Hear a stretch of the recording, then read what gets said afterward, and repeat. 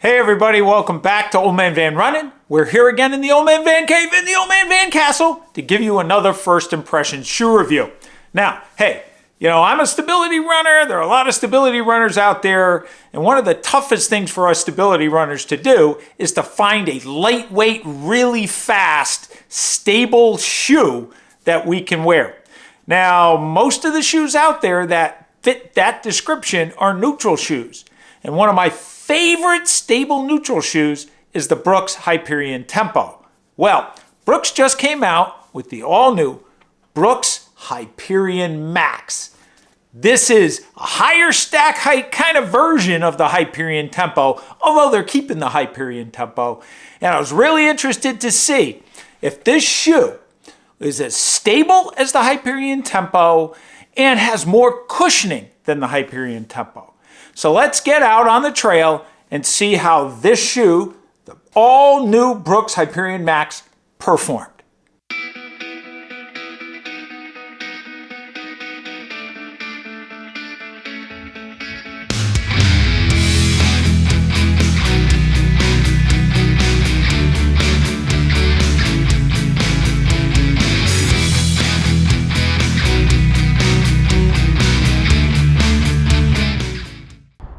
Hey everybody, Old Man Van here. I'm out here in Wallingford at the Quinnipiac River Linear Trail. Today is going to be the first run in the Brooks Hyperion Max. As you can see, they are in OMVR colors. That is really, really cool. So I'm interested to see if these shoes, neutral, kind of up-tempo training shoes, are as stable as the original Hyperion Tempo, and also if these are a really good option for a fast training day shoe that's not a stability shoe for stability runners. So let's get out on the trail and see how the Hyperion Max performs. Initial thoughts: a little bit firmer than I thought they'd be with that thicker stack height of that DNA Flash. It's firm in the Hyperion Tempo, but I figured this would be a little bit softer. Obviously, it's the first half mile, so, it could be just needs to get broken in a little bit. It has a pretty distinct rocker in the front. I don't feel a bounce, but I feel a quick turnover. And I think it's the rocker in the front. Also, the bevel on the heel feels like the shoe is pushing me forward, more towards the midfoot than heel striking. Shoes are pretty stable. I have mild, maybe moderate pronation needs, and these are plenty stable enough. So lap 3 at 8:10, lap 2 at 8:11, turnover good. They are loosening up a little bit, meaning a little bit of the cushioning is starting to show through. So it could have been just out of the box a little stiff. Again, not a lot of bounce, but a very fast turnover, very quick turnover. Great little run here. I did about 51 minutes, so I probably averaged maybe 8:10 or a little south of 8:10.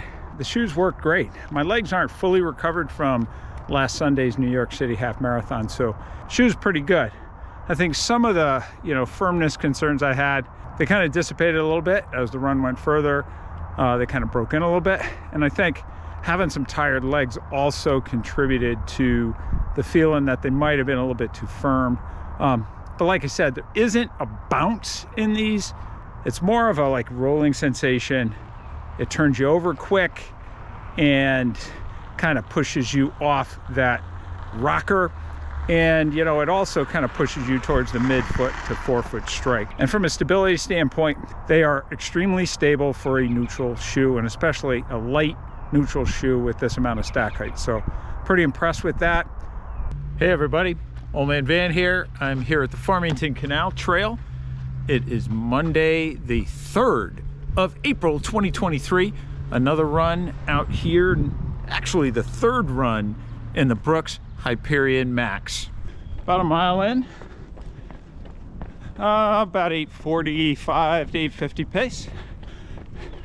I'm gonna tell you, after first couple of runs, the Max is starting to soften up just a little bit. They're not quite as stable as the Hyperion Tempo though. I find out on my left foot, which I pronate more, a little bit less stable feeling, but still stable enough for the fast days, I think. So let's keep going. Okay, so we just hit the 3.5 mile mark. Gonna do about 7 today. When we hit 4, probably gonna crank up 1 mile just to see how they feel. Maybe 7.5 minute mile pace. And then I'll take it easy the last 2. Okay, just got down or done mile 5.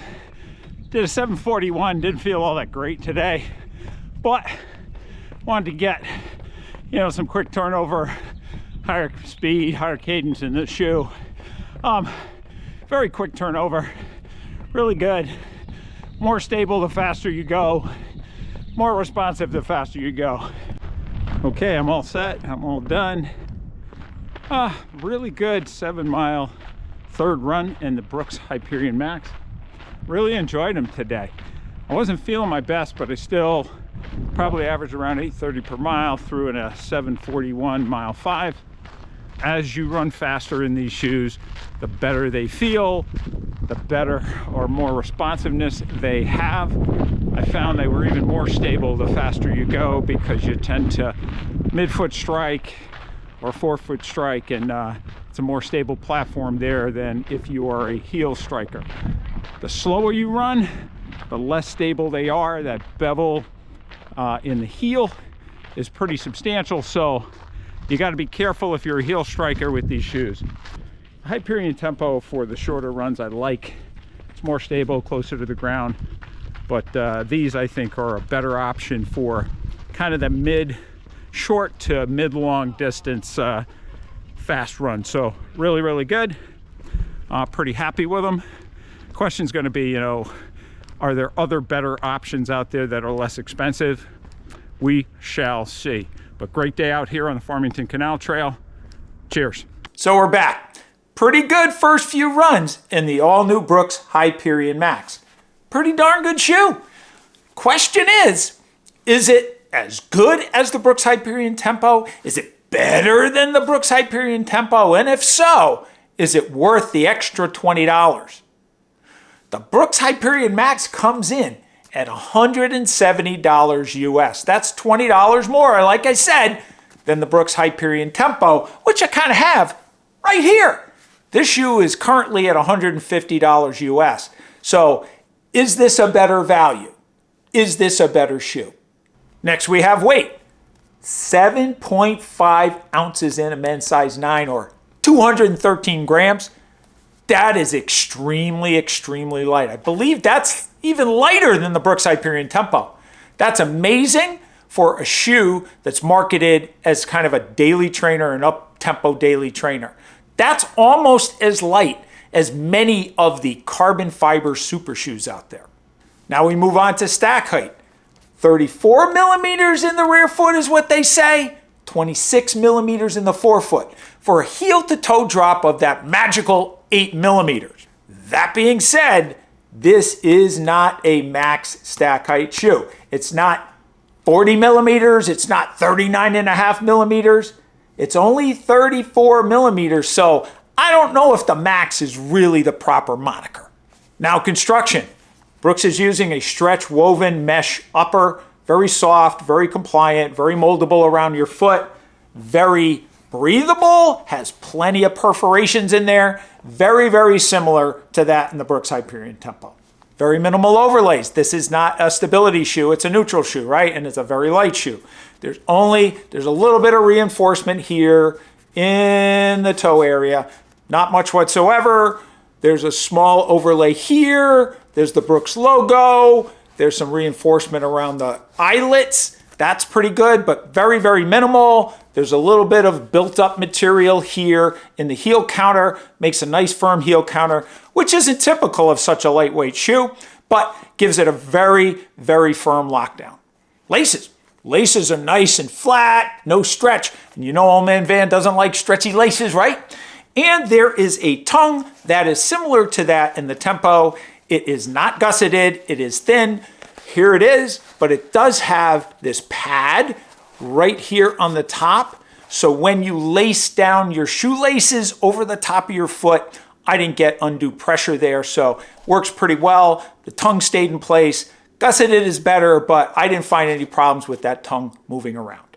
Heel and ankle collar, plenty of cushioning there. Again, not typical of such a lightweight shoe, and it doesn't seem to have hurt the weight any in this shoe. So really, really good there, really comfortable. A nice heel flare or Achilles flare. I didn't have any rubbing on my Achilles whatsoever. My heel stayed put. Very, very comfortable.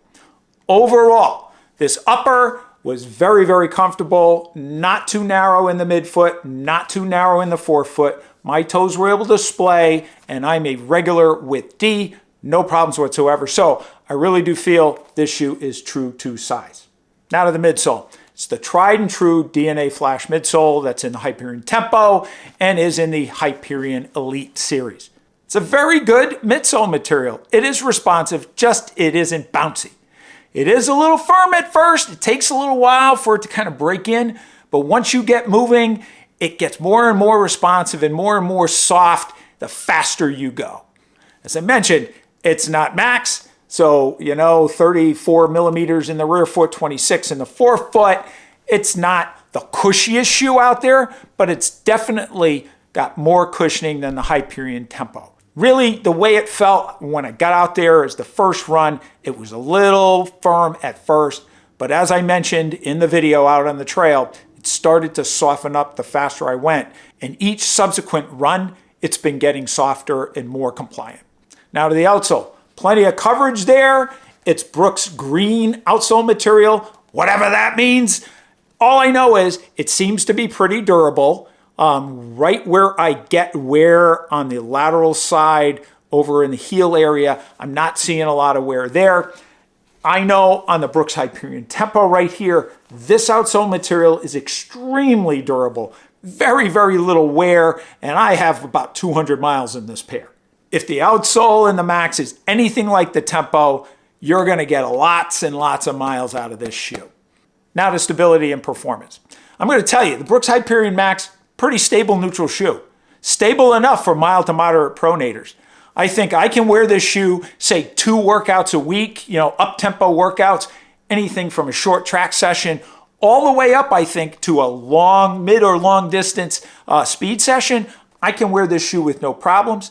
It's not as stable as the Brooks Hyperion Tempo. I think that's because the Tempo, lower to the ground, I just think that makes it a more stable shoe. That being said, this shoe is stable enough, again, that I can wear as a mild to moderate pronator multiple times a week for those speed sessions. Lastly, performance. As I mentioned, this DNA Flash midsole, it's not the bounciest midsole material out there. It's not PIBA based like these newfangled midsole materials. It's regular EVA based, and it's a little firm and a little dead at slow paces, but as you pick it up, it really starts to come alive. And what helps that along is this speed roll technology that Brooks has in this shoe. You see the pretty significant heel bevel here, and then you have this nice rocker in the front. What it does, as you pick up the pace, it kind of pushes you to the midfoot and towards the forefoot, really pushes you forward, really gives you a very snappy roll through. And I felt that midsole material started to get a little bit punchier along with that quick turnover the faster I went. And I really started to enjoy it and felt very, very smooth the faster I got.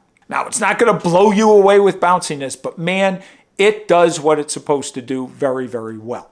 I guess the closest comparison I would make between this shoe and another shoe out there that's really, really fast is the ASICS Metaspeed Edge Plus. Although that shoe has a carbon fiber plate, the feel in that shoe and how it kind of snaps you through and makes you turn over very quickly is very similar to this, or this is very similar to that. And I think this shoe would be a great complement as a training shoe to the Edge Plus. So where does that leave me?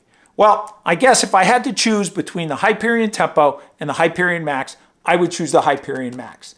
Although it's not as stable as the Hyperion Tempo, it's stable enough for mild to moderate stability runners.